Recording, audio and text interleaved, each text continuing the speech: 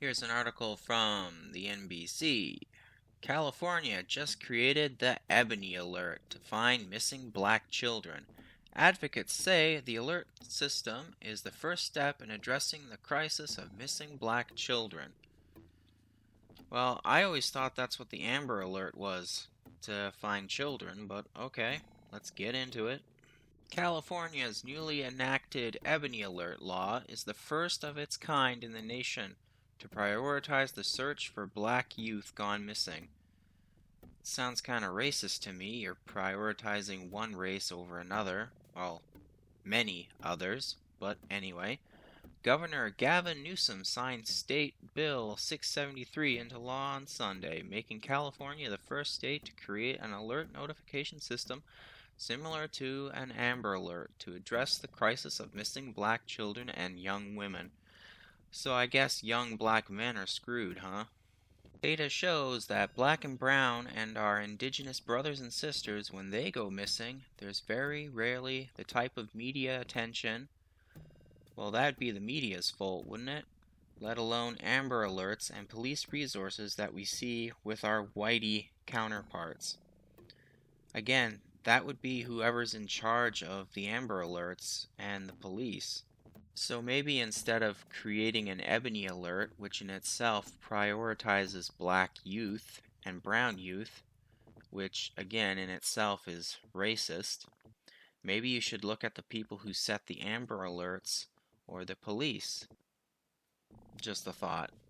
About 141,000 black children under the age of 18 went missing in 2022, and black women over 21 accounted for nearly 17,000 missing person cases that year, according to the most recent data from the National Crime Information Center. More than 30,000 black people in the U.S. remained missing at the end of 2022, according to the center, although about 38% of the people who went missing in 2022 were black. According to the Black and Missing Foundation, missing black people are less likely than white to have their stories highlighted in the media. Again, that's on the media. Also, missing person cases for black people remain open longer. Well, if they remain open, then they're still being investigated, right? Whereas if they're closed, it's closed and they just put it away. It's not solved, they just can't find any leads, so they just go, well, close it up and move on, something like that, right? Wilson told CNN that a majority of the 6,000 cases of missing black people in her database remain unsolved. It's horrible that you can't solve these cases, but if there's no evidence, there's not much you can do about it. Now here they explain the Amber Alert.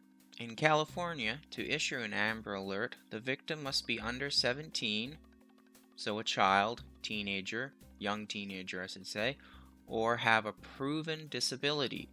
There must be reason to believe they're endangered. And the alerts cannot be used for custody disputes or runaway cases. Right there, I would change the custody disputes, because I've heard stories of one parent abducting the other children and running off with them, so I would change that. And as for the runaway cases, I would also change that too, because children oftentimes run away from home because they think life would be better if they just ran away. So I would change that too. So right there, that's two things I would change. Part of the problem is that missing black children are usually classified as runaways. So the question is why? Who's responsible for that? Just a thought. And as a result, don't get an Amber Alert, according to the foundation. Since its inception in 1996, 1,127 children have been successfully recovered through the Amber Alert system, according to the U.S. Department of Justice. The Black and Missing Foundation also found that Amber Alerts are inexplicably less effective when black children are missing than for white children. So in order to fix that problem, they want to make an alert specifically for BIPOC children, and they think that's going to work any better? Timothy Griffin, an associate professor of criminal justice at the University of Nevada, Reno, said he believes that Amber Alert is not effective and, therefore, it may not be worth it to replicate the service. Well, yeah, if the Amber Alert's not working for black people, making an Ebony Alert's not going to work either. Bradford said he doesn't see it that way. To him, the new law represents a historic breakthrough in combating the racial disparities in the ways the nation handles missing person cases. He said in a news release Monday, he said it would ensure black missing persons cases receive the necessary resources. But hey, people were just talking about how black people didn't receive the necessary resources with the Amber Alert system. So how do you know it's going to be any different? I don't think so.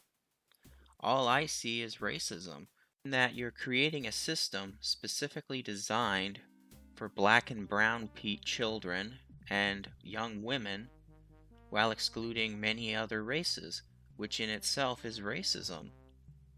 So you're trying to fight racism, alleged I should say, with racism. But that's typical of the left. They say they're fighting racism, but what do they wind up doing? They create more racism. First it's Ebony Alert. What's next? Yellow Alert? Or how about Crimson Alert for Indians, because you can't say red. Skins. Well, anyway, take care out there in Clown World.